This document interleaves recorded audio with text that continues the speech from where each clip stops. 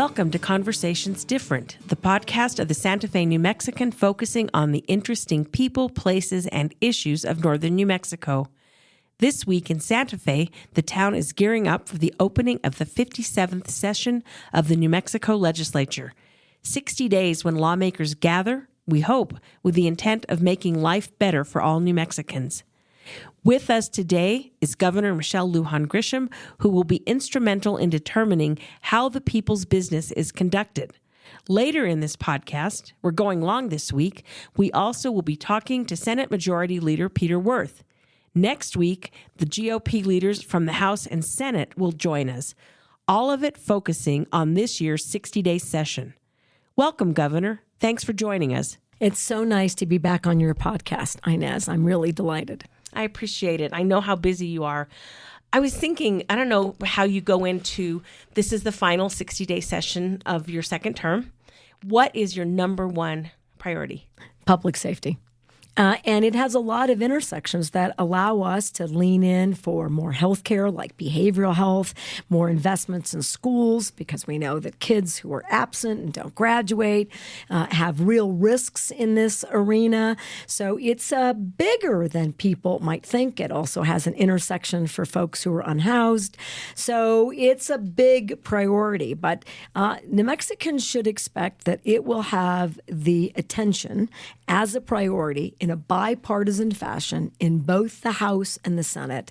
And I won't be surprised if there are well more than 100 crime-related, public safety-focused initiatives in this session, and at least 27 of those will be bills that we are asking them directly to pass. So you're, as the governor, you're saying, here's what I want. Now, when there's that many, do you tend to get lost in the weeds and not get most of what you want or the biggest things of what you want? I don't think so. Now, it's a risk. All of that is a risk. That's what a 60-day is for. But we've been working on this for years. We worked on it all year. We certainly had an intense focus since the call of the special session and now. So there's been a lot of energy and a lot of work to get to a place where we're talking about many of the same things.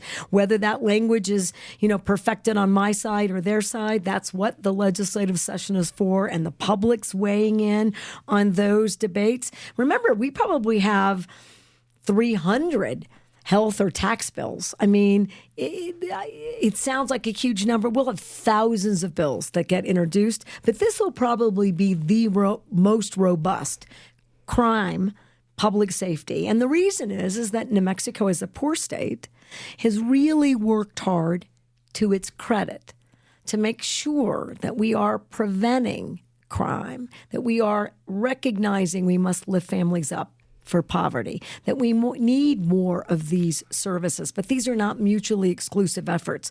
So my goal and my role for New Mexicans, you should do both always, all the time. They are not mutually exclusive. Accountability, keep people safe, and let's do more on the prevention, leaning, go upstream, education, jobs, behavioral health, support, housing, transportation, free childcare, all those things. Right.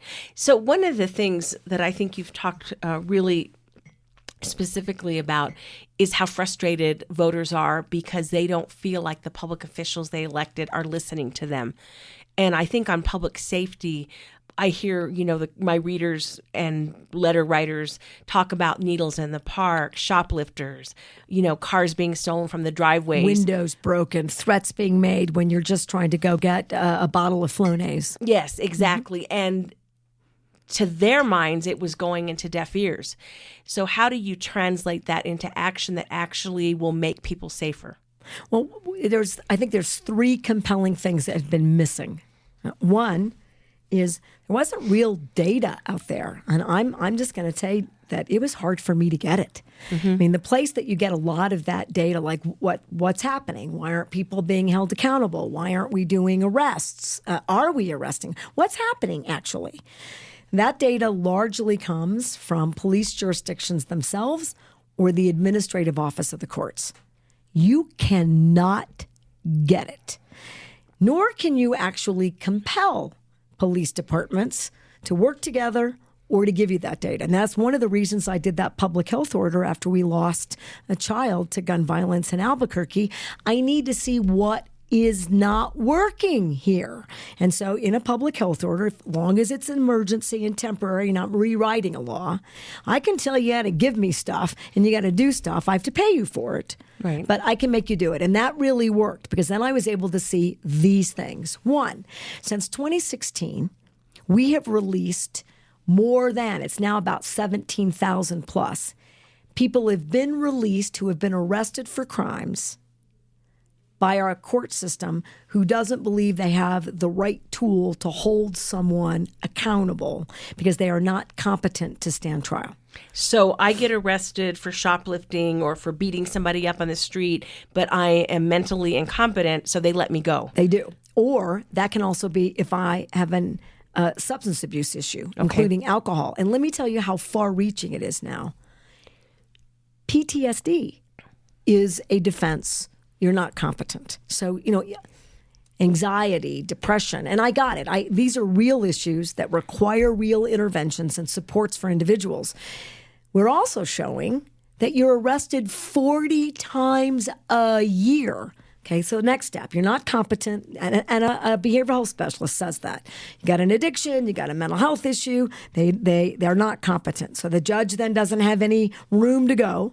So then the next thing is they do make you check into one of our court diversion programs, our community service programs, a outpatient assisted treatment program. Great, so you check in. I'm in your courtroom. I walk out of the courtroom. I go downstairs or another floor or across the way to another building and I check in before I'm completely released into a program. And then they never see me again. I don't go to that program. I don't cooperate. I don't go to treatment. I don't do outpatient therapy. I don't see a counselor. Nothing.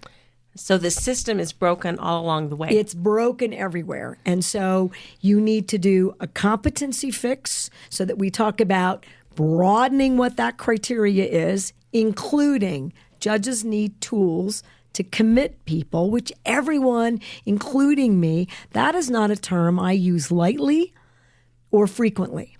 My civil rights are important to me. We don't let somebody else boss around another adult.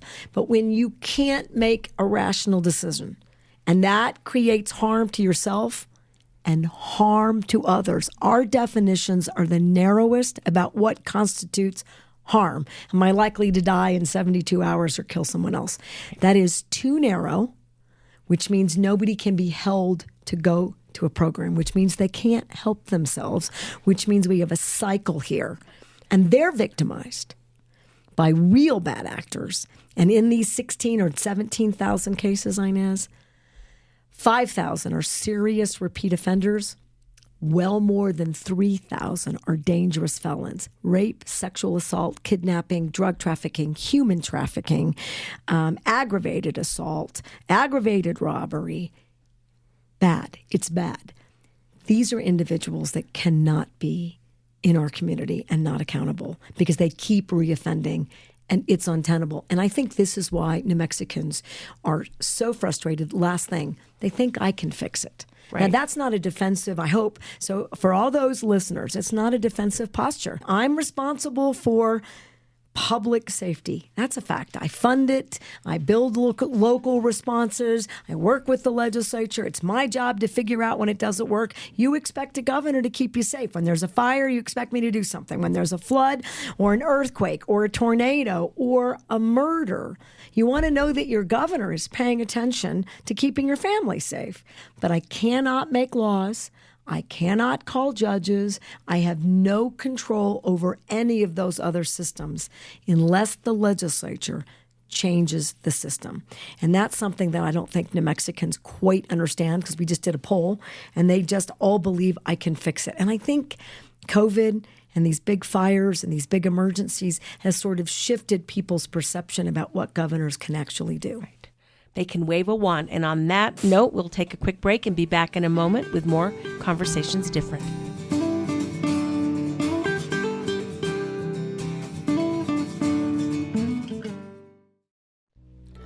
Are you dreaming of a home of your own in Santa Fe but feel like it may never happen? HomeWise is here to help. We are a local nonprofit that has helped close to 7,000 New Mexicans from all income levels and backgrounds become homeowners. HomeWise has everything you need to succeed in home ownership, including free coaching and classes, real estate services, affordable fixed-rate mortgages with low down payments, and down payment assistance to qualified borrowers who meet income restrictions and credit qualifications.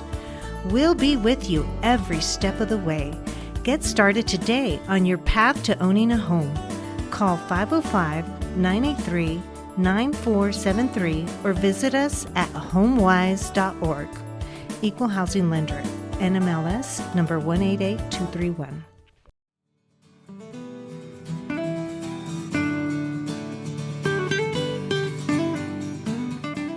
We are back with Conversations Different with Governor Michelle Lujan Grisham. Over the past few months, years, you have been going around the state for town halls.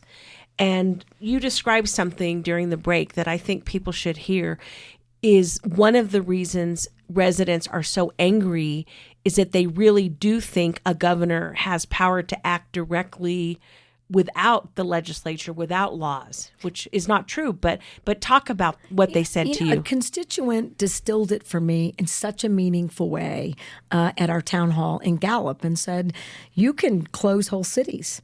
You can redirect traffic. You can prevent me from going to work. And they were talking about COVID emergency orders and fire evacuation emergency orders, and this notion that I have a lot of power, and I do, and I don't take that lightly, you don't abuse that power, but it is really to an emergency. And while I believe crime is at an emergency level, I can't tell judges what to do, and I can't rewrite the criminal code. It requires a legislative action, and I really appreciate that, gentleman, because that distillation gave me a better way to talk to constituents when I do these town halls. Yeah, we were in favor as a newspaper of bail bond reform because too many poor people were just, sitting in jail and waiting for their trials, and they weren't coming fast enough. But I've always thought since the reforms were put in place that the way it was carried out, it's not that you need another law for rebuttable presumption or anything.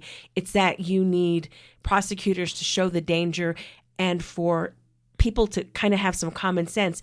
If you are a person who's been arrested 5 times and keep repeating the action, how are you not a community danger? Yeah, I don't understand. And, we've nibbled around the edges. We changed the way in which they use their screening tool, which is called the Arnold tool. Right. They were using an old an old tool, not updated, and too many gaps. All right, so then I had to, by legislative budget action, we had to force a different tool. Right. DAs, including, DAs in this jurisdiction, don't prosecute misdemeanors. I can't make them. Right. And you're going to get debates about budget or whether it makes any difference because they all get let out. So I now have gone to the opposite side. I believe in pretrial detention. It's the federal system.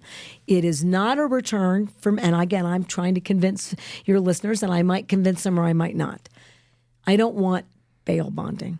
It was unfair. It was prejudicial. Poor people and people of color. Yes. Our sons and brothers largely were just being held in jails for far too long, and that's not carrying out justice. And the jails are not safe. And they're not safe. And then more crimes are committed, and more recruitment occurs in jail. I mean, all the things we know that are bad about jail. But you can't have people who are predators not in a jail because I can't protect everybody else. So somehow it's gotten so backwards. And I just think the discretion and whether you've got a DA who's got the right staff and support and budget, there are so many issues that I think that if you had one system, pretrial detention, just like the feds, no constitutional problems, that would work. But we have a hybrid now. We do have what they call no bond hold. So if you got released waiting for your trial, and you commit another crime, now you're going to be held. We are seeing that occur, but when we're talking about 17,000 cases, I don't know that it's going to be enough. So I'm going to bring it again, and I will admit it's a real heavy lift because people, rightfully so, are a bit concerned. Will it be too far? And I don't think it is. And I also think this.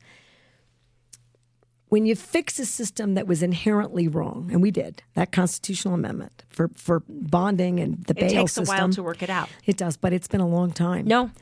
And when you see that risk unfolds, you need to address that risk. People deserve that. We're not going to wait. When you wait 10 more years. So that's a hard issue. It's hard, and I think part of the problem is that trials are not quick. I mean, one of the things in the research I've read is not that punishments are severe necessarily, but that justice is swift.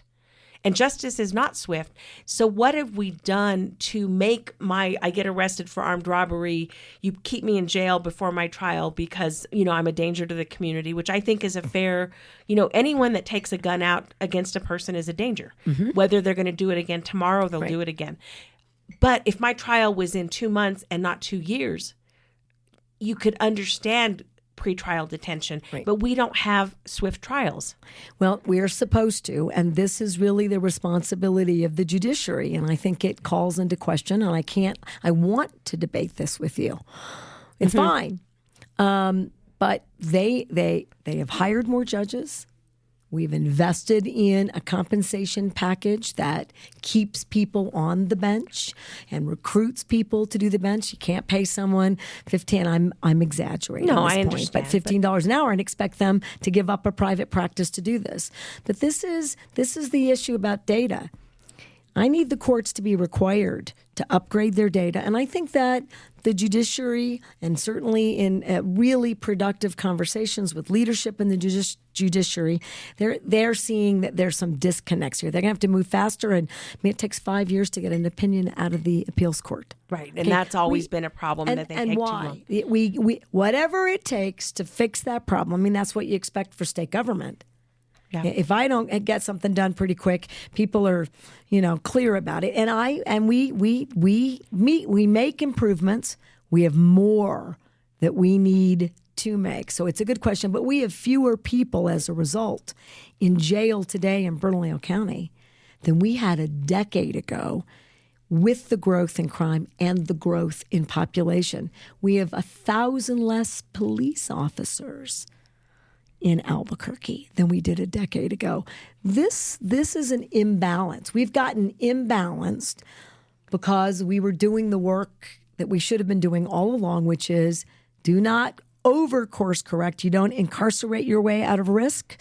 It is unfair to usually poor populations and prejudicial, but you can't not attend to risk by not having a public safety and corrections system that's meaningful. And this is our problem. All of one, none of the other leads to gaps and risk escalation. And that's what's happened to New Mexico, in my view. Yeah. And one of the things that's hard to point out to people is that a lot of petty crime has risen, burglaries, which is not petty, car thefts, but some violent crime that rose during the pandemic is actually down. And all crime in general is down from the 90s, late 90s, when we really got tough on crime because things were so bad. But we don't feel safe because we go outside and it's a mess. True. But also we've had a huge escalation in juvenile crime that's dangerous.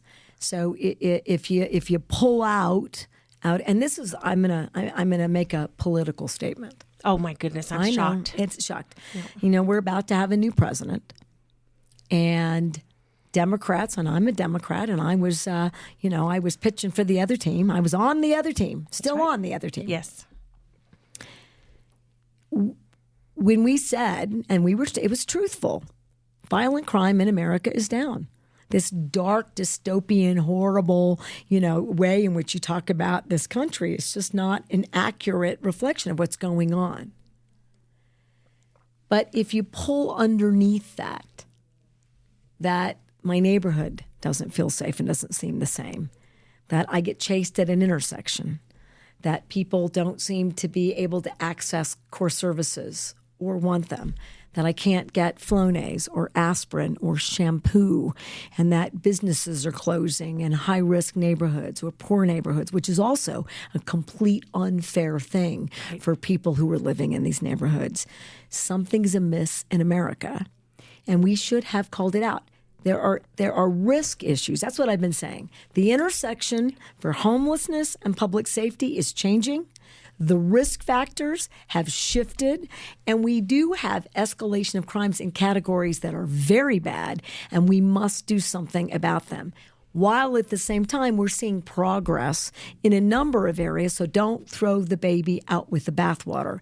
Make progress in the areas that people deserve and need. Yeah, because in the 90s, when they did do the tough on crime bills, they ended up incarcerating whole generations of people. And they did nothing else. Nothing in prevention, nothing in education, nothing in behavioral health, nothing in nothing. And they also didn't do educational training or rehabilitation in corrections. They just let things get worse. And that we have some work to do in New Mexico on the incarceration correction side. We are aware, but we do boast the best GED and high school diploma rates for folks who are incarcerated, and we are improving our probation and parole efforts, but we have a ways to go. Okay. We do.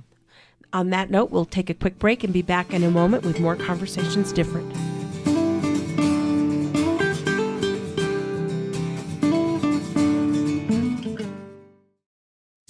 This is Patrick Dorsey, publisher of the Santa Fe New Mexican. Looking to reach a wider audience and grow your business? For 175 years, the Santa Fe New Mexican has been the trusted voice of Santa Fe, with unmatched local reach in print and online. In addition to our long-standing, independent, family-owned newspaper, we have a full-fledged marketing team with the expertise to help you succeed in the 21st century. From traditional print to precision-targeted digital advertising, we have the tools to connect you with your ideal customers. Partner with us and see the results for yourself. Advertise with the Santa Fe New Mexican and unlock your business's full potential. Visit us at santafenewmexican.com/advertising or call us at 505-995-3852. Thank you.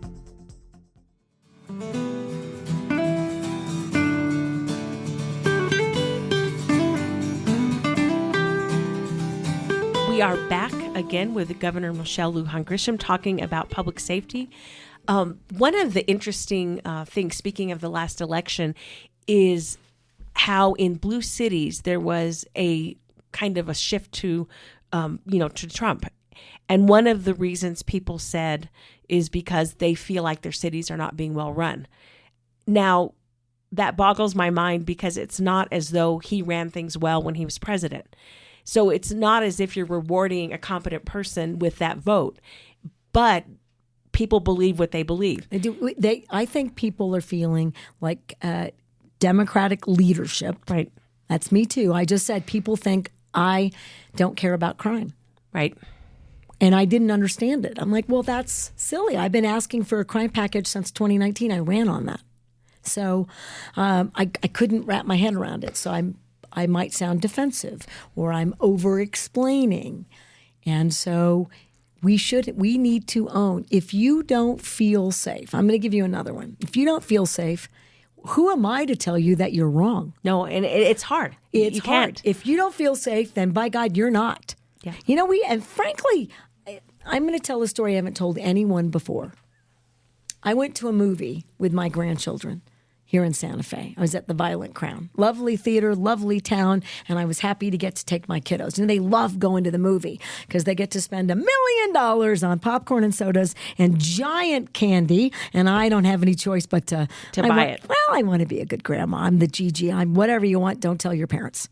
And, it was lovely.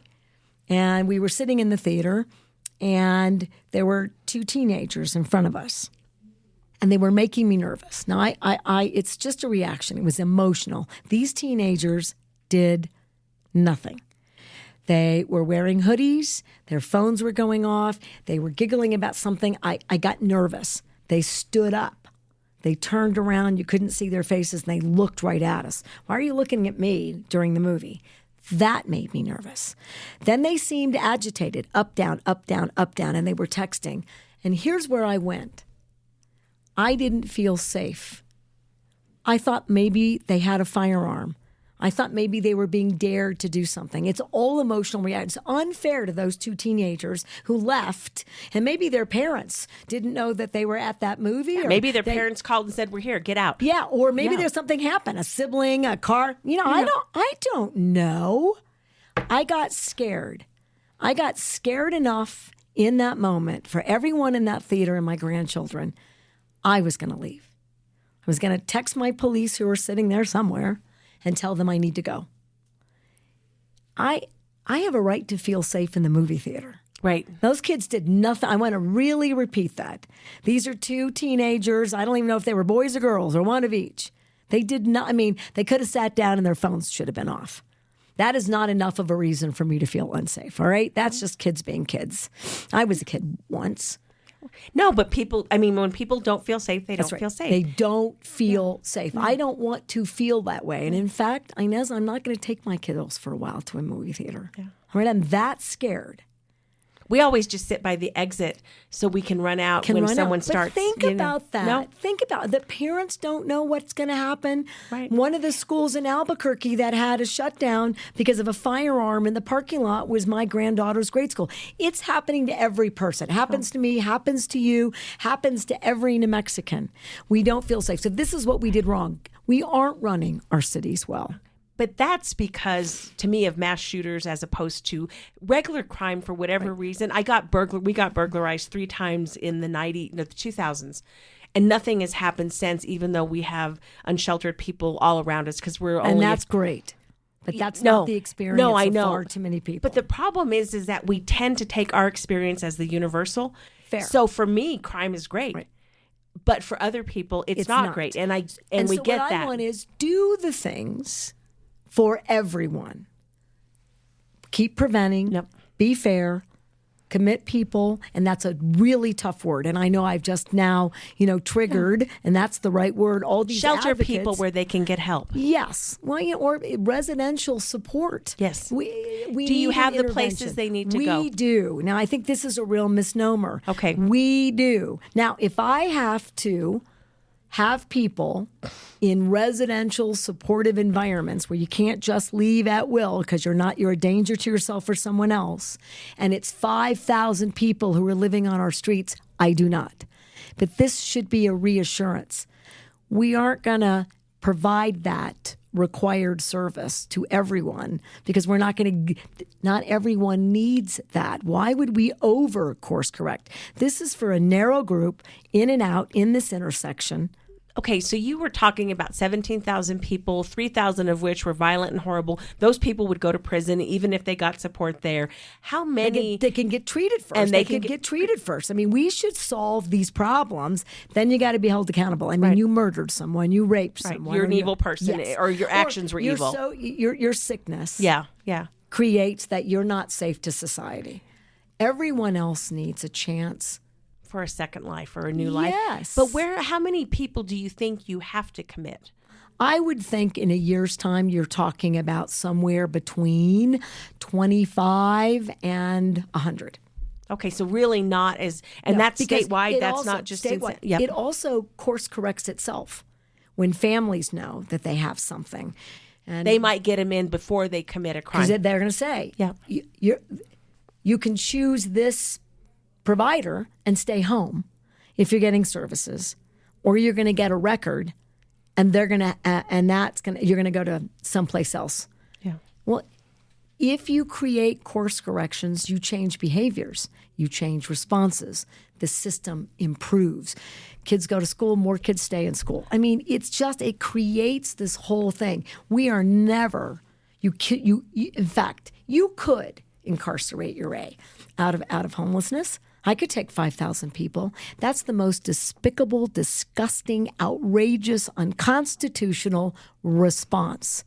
I would never do it, and I would hope that New Mexicans would never tolerate a statewide leader who would even indicate such an intolerance. But there are bad people and people who are unaccountable that need the justice and correction system. There are people who are sick through no fault of their own that need an intervention, and there's a whole lot of other people that need housing and income and counseling and family supports. And when they know that there are consequences if they just say no, or they were afraid to report the person who's trafficking them because they just get out. Right. I can't get to them. And I will tell you, and this is harsh, and it's a fact, 100% of the time, and I stop a lot. I'm at DeVargas Park several times a week. I clean it up. I make my staff do it. I'm talking to the people who live there. I'm picking up needles. I'm confiscating alcohol. Can't have alcohol at a park. That's right. All right? I know they have guns. I've picked up shanks. All right? This is not safe. No. You got kids on that skate park. It's not safe. Well, 100% of the time, nobody wants any help. One exception, 2 people in Las Cruces, neither of them who are from New Mexico. One person wanted hearing aids, and another person wanted glasses and a trip to the dentist. I made both of those things happen. They need shelter. They both need treatment. They refused it. In fact, their issues are significant enough that they are not taken into the shelter, Hope Village in Las Cruces. And if they're arrested for committing a crime, legitimately, they're out in a couple hours. And in fact, the person from Michigan said, that's why I came here, because I can live my life the way I want. But if it's impacting the way other people are living their lives and they're not safe, then you have no right to do that. Right. 100% of the time. I stop everywhere, every bridge, down on the river, along the parks, outside of Pete's Place. I want to thank Pete's Place. They are supporting these proposals. Oh, that's interesting. Mm-hmm. That is interesting. The majority of folks who are running Consuelos support these proposals. They're not safe. They're having issues. In shelters in L.A., you have to go through a metal detector. I can tell you that the clients that come to Pete's, even the same people over 7 years, are much more acutely damaged needy than they were when I started volunteering there. This year's been very interesting. It's so hard. It's fentanyl. And Karina's wonderful. Yeah, no, she but is. she will tell you, I need some tools. I can't navigate. And when we had the state police do an operation there, we arrested 30 felons in a weekend. 30 who just kept getting released. So there's a lot of bills. I want better outcomes in education and more money in education. I want more money. This is the year that I get the rest of the funding so that New Mexico is the only state in America to even entertain universal, free childcare. We want to expand therapeutic 24-hour pre-K services. Got first responders that work graveyard shifts. Right. I want more accountability in our schools. Most of the stuff that we give schools, they don't do. Structured literacy, when the state ran it, 11 points better in literacy outcomes. 11 points. 11. Let me repeat that. It's monumental. Why aren't schools doing it? I thought they were getting trained to do it. We trained them. Now ask me how many of them actually do that in the classroom. Not enough. I can't make a school do anything. It's like me making a judge do something. Some of this might have to be a bit more mandatory. And I know that schools are going to bristle. Nobody wants a governor bossing you around. I'm not a qualified educator, but I can read data. I need schools to perform at the levels we're funding you to perform. And if there's a reason that you don't have the resources, the tools, then tell me what it is and I'll get it for you. That's my job. Okay. More in free college. More maybe we underwrite, our med school and graduate programs for healthcare providers. We're going to do more in the insurance market so it's available and fairer. We got a lot of really good, robust ideas, and they're all coming this session. I like that. And on one last note, and housing. Oh, More. Have you faster. Have you heard about Angel Fire? Yes. 100 houses by summer because they got rid of their rules. They got rid of their rules, and I'm incentivizing that. And they came to the Raton public hearing. And what we do to the state fair is going to be a model for getting houses built quick and improving neighborhoods. I need cities, and this is really targeted at you and your listeners. Okay. The city of Santa Fe and the county can do a whole lot better. It can take 5 years to review a permit is too long. Yes. So we don't want bad substandard housing. I just think we are smart enough, and I believe in the people who work at the city and the county. They have the ability, if you just get out of your own way, to do this productively. Tell that to the lamplighter. Yeah. Tell this to AI. This is what AI is for. Yeah. Instead of you reading a 50-page plan, 1,000-page plan, or requiring, let AI tell you whether it meets the standards you want or not. In an instant. What are we doing? For goodness sakes, people. So I want more of that. I'm thrilled. We're beginning to see an attitude shift. Yeah. And then you were going to ask me, and you can't because your podcast is over. I'll come back. We'll do a little fun We'll stuff. do another one. And let's do clean up. Yes, clean up is huge. Clean up. We're asking for $62 million. We're going to clean up New Mexico more and more and more. I like that. Are your chickens laying? They are not as much because it's winter, but I'm still getting a couple eggs a day. And my roosters are living their best life in Taos County because roosters are mean and they were attacking my grandchildren. But I still have beautiful 22 hens, and they're going to lay like mad as soon as we see spring come I around. hope mine are laying nothing. So that is another conversation. Are they warm enough?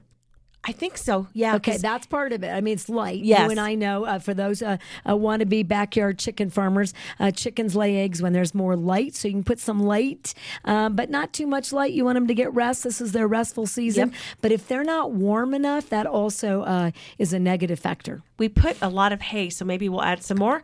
And on that note, Governor, thank you for joining us. We'll take a quick break and be back soon with Senator Peter Wirth, Majority Leader.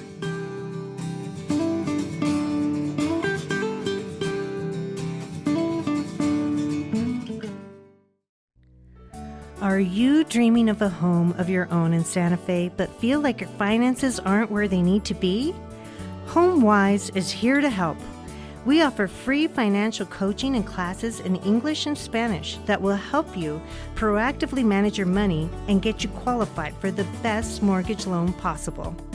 Contact us today to register for an in-person or online class, or to speak with a home purchase advisor who you can work with one-on-one to help you increase your savings, reduce your debt, and improve your credit score. Call 505-983-9473 or visit us at homewise.org. Equal Housing Lender, NMLS number 188231.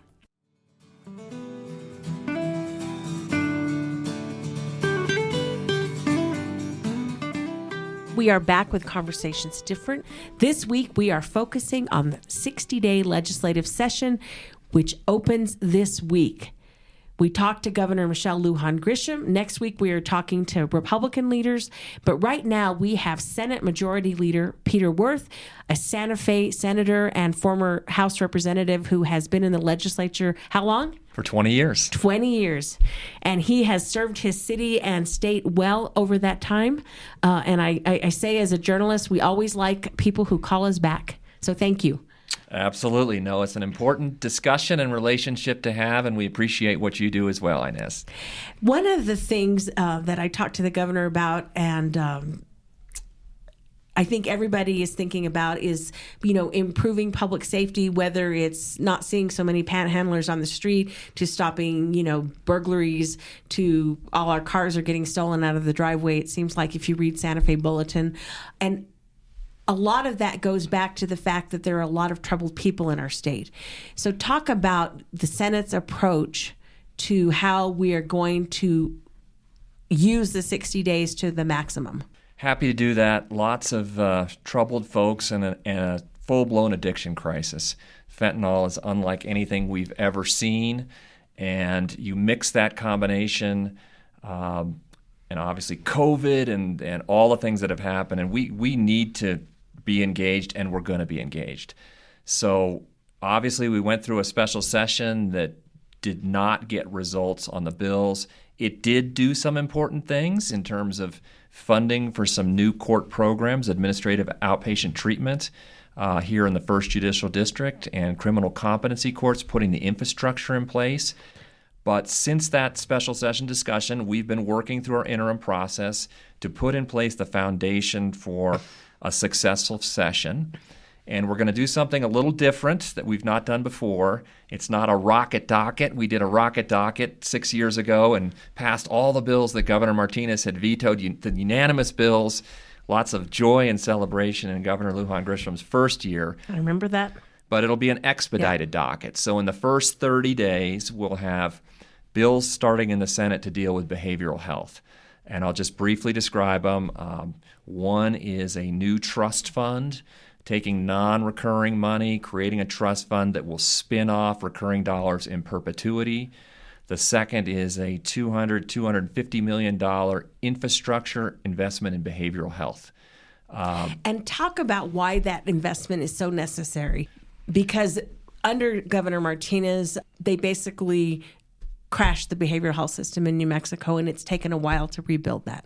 It has. 10 years ago, basically, it was dismantled.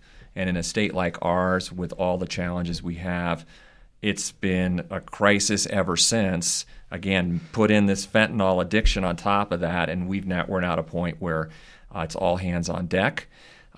One of the things in the special session, Senator Ortiz-Pino, who I'm going to miss, he won't be back. That's right. He retired. He also 20 years of service, and we thank him for that. But I thought he was very eloquent in talking about the lack of infrastructure. You can't pass a bunch of bills to put folks into treatment if there's no treatment, when the treatment's not there for those that want it. Right. So much less for the ones that are saying either you go to treatment or you go to jail. That's right. Yeah. That's exactly right. We need beds for both. And so this is going to be, it's not that we haven't been doing this already, but I just think this extra emphasis on doing that piece of it ties into the public safety piece. And the public safety piece in the session will start in the House. Christine Chandler, chair of House Judiciary, has been working on a criminal competency bill. Okay, talk about what that means. So for people who don't know all the terms, criminal competency means that if I commit a crime, I am competent to be judged for it. Correct. And when you're not competent, the question is what happens? Well, if you're a danger to yourself, under the current law, you can be held and sent up to Las Vegas for treatment. But the reality is a whole bunch of huge numbers of folks are just being dismissed. Because they're not really a danger in the sense that they're going to stab somebody with a knife tomorrow or themselves. That's right. But they're making life unpleasant for everyone around them. That's exactly right. And they need help, but that system is not getting them where they need to go. Right. So the challenge becomes creating a system where when you have a case like that, there is the ability to do a discharge into some type of treatment, like assisted outpatient treatment, which is a civil program where, again, there's got to be resources, but there's also got to be supervision, monitoring by both all the behavioral health experts and the courts to try and get people into that system and rehabilitated to be able to, again, function in our society. And once I'm held competent, then I still have to be held responsible for whatever I did that was wrong. Unless the court decides that a condition of the discharge is that if you go through the treatment and you're brought back, then you're not going to go through the criminal system because you don't need to, perhaps, once you're back and you're thinking more rationally. So it's kind of like a diversion program which avoids jail but fixes the problem to some degree. Absolutely. And jail needs to be there. And I want to be really clear. For those serious violent offenders, they need to be locked up. And like everyone else in this community, I was horrified with Best Buy shooting. Right. And you look at what happened, though, and that was a violent offender who was pled down to a 10-year sentence when could have been sentenced for 40 years and then got good time and 5 years and they're out and they're right back. And that's just horrific. So the public safety package is in the House. We'll add things to the criminal competency. Been meeting with the governor and had discussions with the governor, and she's got her package of bills. Sam Bregman's got some bills. Mo Maestas in our chamber is going to be great. He's got criminal law experience. Right. And does Senator Cervantes approve of all of these? Because I know how much he likes to oversee the fine points when it gets to his committee. Well, Senator Cervantes and Chair Chandler are working very closely together. And, what we're not going to do is just pass bills to feel better. Right. I was just going to go back to that because one of the things about the special session, which frustrated the governor immensely, is that the legislature did not bend over and do what she wanted. But you could argue that what she wanted wasn't actually going to fix the problem, at least from the perspective of lawmakers. Correct. And there were a couple of bills like that, and there also were the issue like the competency, which was such a huge topic, and there was no agreement. And you've got to work within the constitutional guardrails. And so this is not an area where you can make mistakes. I mean, you've really got to be careful. You're talking about people's liberties. And if we pass a bill and it goes straight to the Supreme Court and gets reversed, that's not doing us any good. So, and the other part of it is that this gave you a little time to build some infrastructure out so that immediately once it passes and goes into effect, one would hope that you can actually start it to work. Yeah, I'm super excited by what's been happening in the First Judicial District and really commend Judge Beachide for leading that effort. Judge Lydiard was a DA who worked in this area. I know he's been communicating with Chair Chandler. So he's done some interesting things in Rio Arriba anyway. Yeah, so and they're all in. And on actually what's going to happen during the first week of the session is there's going to be a hearing with the court Chief Justice to give us an update on what's been happening. And the court has been a terrific partner. One of the things you've got to, we can appropriate the money, but if you don't have buy-in, then we're going to have real trouble. And in this case, Justice Brianna Zamora really led the effort in putting together a working group, and that met for several years, and it's kind of built the momentum up for this. And our current Chief Justice, Dave Thompson from here in Santa Fe, right here, has been great. They're invested, and we're making sure that we're asking the court to do a lot and to do more. And so one of the things I've committed to him is we're going to make sure that we're not taking this out of their current budget. This needs to be an additional ask to help us put this infrastructure in place for behavioral health. So it sounds like a lot of things have come together to improve how we deal with criminal conduct, but also treat people who are sick. I think that's exactly right. That's exactly right. We've got, it's fair to say this is a crisis, and any of us that drive down Cerillas Road see it living out. And I know there's real frustration about, laws on the books that aren't getting enforced and penalties on the books that are there, and the system is just not working. So it's going to require all of us at all levels. And it's easy to point fingers, and there's slogans, and again, I'm just hopeful that again, we've got a process set up that I'm feeling good about. Have met with the governor, certainly there's an understanding that we need to have good communication, and we're going to disagree on some issues, but the last 6 years have been amazing in New Mexico. And when you do this for 20 years, you see kind of the good, the bad, and the ugly. Right. And I just think we've done so much good together. I really want to work through this issue and then all the other challenges that come up in a 60-day session, and there's a bunch. No, there's always going to be something and a surprise that you don't expect. One of the things that everyone says is we're always last on the worst list. But it seems to me that the investments that have been made over the last 6 years are going to be showing fruit. Some things don't happen overnight. No, that's true. And I just think watching, and again, the childhood poverty has been something that it's really poverty in general. Yeah. Again, we live, just for folks listening in Santa Fe, we're in this amazing bubble. But when you've got a state that's 49th, 50th in poverty, what are you guys doing about this? Well, the work that's been done on the tax code has resulted in our poverty ratings. Once you factor in the dollars that are coming back to families at the lowest end, we've gone from 50th to 17th. And that's just extraordinary. So that shows that public policy directed the right way is effective. That's exactly right. Early childhood. We are a national model. Other states look at New Mexico and go, wow, look what you guys are doing. These are the kind of investments we've put in place that all start to kick in and all will factor in and will start to bring up those public education rankings as well. Because because a kid who gets to third grade, who's had preschool, who gets to eat at home, who's not as stressed because his parents aren't as stressed, is going to do better. There's no question about it. Yeah. I go back to the fact that the alcohol tax hasn't been raised in 30 years. And I get the point that, that penalizes poor people who like to drink or even social drinkers, et cetera. But do you guys talk enough about the underlying problem across so many strata of New Mexico is the fact that alcohol is a huge, huge problem, and that if you make it harder to drink, however you do it, that's going to improve outcomes in so many ways? Is that something that is in the consciousness of the legislature? Well, it's certainly in my conscience. I can't tell you what's in the heads of all those other legislators, but it's an issue and it's something that needs to happen. And I think I can say here publicly that I'm hearing good news. There's some different proposals amongst the Democrats, and last session it just kind of died. But right. They're all talking together, and I've actually had some industry lobbyists come and say they realize this change is coming. And so, again, the art of legislating is finding a compromise.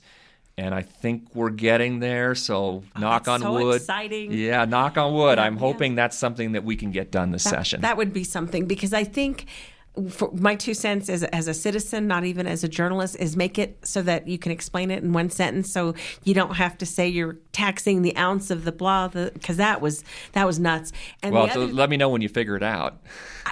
Just like a nickel a drink, whatever. Make it really, really simple, whatever it is, and then put the money to treatment so that you feel like you're paying for something that's good. And especially when you think about our violence rate, everything that happens bad in New Mexico is partly fueled by the fact that so many of us have substance abuse problems. And then mix in all the guns. Yes. And we've got a recipe for disaster. Yep. I mean, we're not the frontier anymore, but we seem like, and I just hope that, and all the research shows that if you raise the price of drinking, it does slow things down. No, I think it needs to happen for sure. Yeah. And you're right. Having currently half that money goes into the general fund. Yeah. We need to get that unwound, and that needs to, because you're right. You can't ask to increase taxes to go stick it in a general fund to spend on whatever. Yeah. Certainly now's the time to do it when we have the money to make up for that lost income. How do you guys plan to respond to things like, we have so much money, let's get rid of the income tax? New Mexicans should keep more of their money, which of course we all want to keep more of our money, but that would obviously have huge repercussions down the road.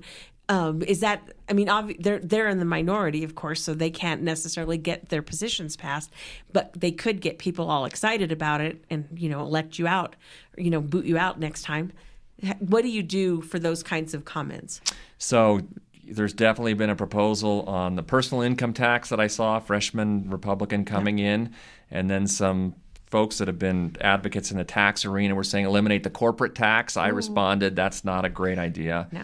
That was Richardson's big mistake, lowering it, I think, to this day. Yeah, and he wasn't happy, when we started putting the progressivity back into the tax code.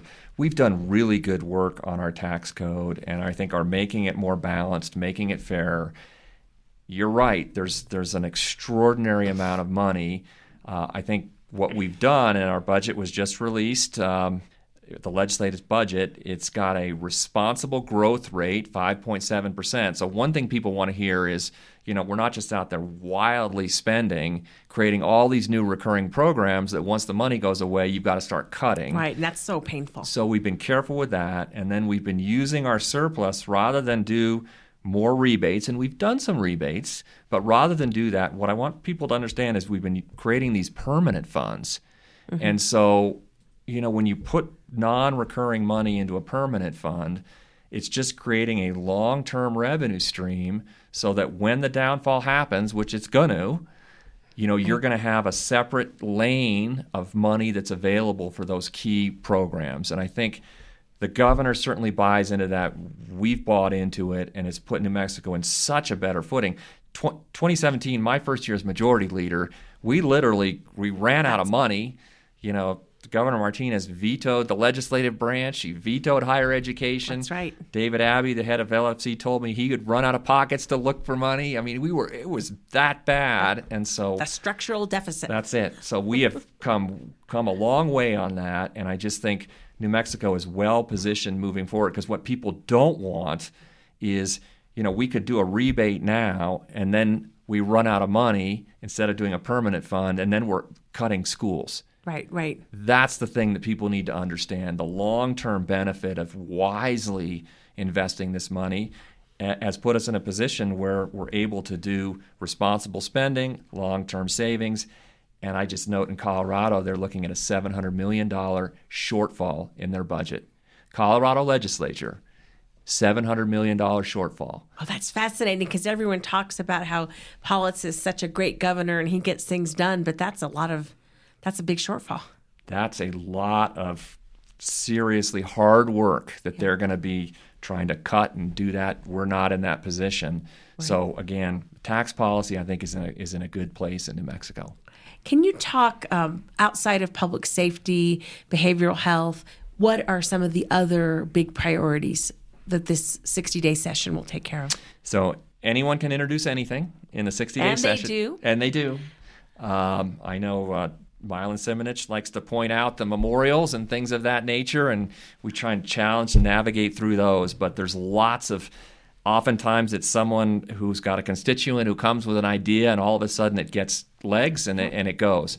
I still want the Smokey Bear license plate, but I know that's a waste of time. Well, we did it, so you can go get it. Yep, that's right. A couple things I'm working on that are super important, especially from a Santa Fe perspective. Mm-hmm. One are some changes to the federal clean water standard. New Mexico is one of 3 states that doesn't exert primacy to implement the federal law on free-flowing rivers. Right.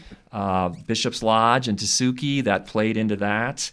The second thing is after the Sackett decision by the U.S. Supreme Court, all of our intermittent streams are no longer regulated and protected. So I'm going to carry a second bill to allow the Environment Department under the Water Quality Control Act to basically regulate those streams. So we'll be giving state protection that the federal government no longer gives. Correct. And it'll be status quo.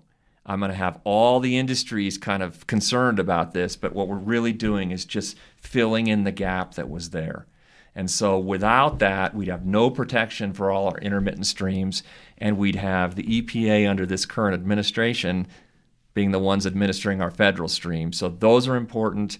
I'm also working on a bill to deal with the fire insurance issue, the FAIR plan in New Mexico, the current, this is the default insurance if you can't get insurance, which a lot of folks here are having that problem. Right. The state has a kind of coordinated plan with all the insurance companies pooling. The problem is the current limit for residential is $350,000. Ooh, that doesn't work in Santa Fe. It doesn't work. So we're going to increase it either $1.5 million or $2 million for residential, $5 million for commercial.